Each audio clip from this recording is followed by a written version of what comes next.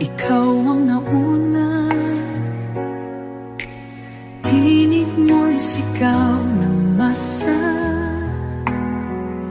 ngayong ikaw ay hinahatulan ng dayuhang walang alam.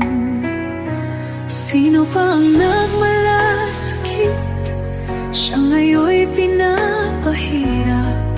Pilipinas ay lumuluha, hustisya ang sigaw ng madla.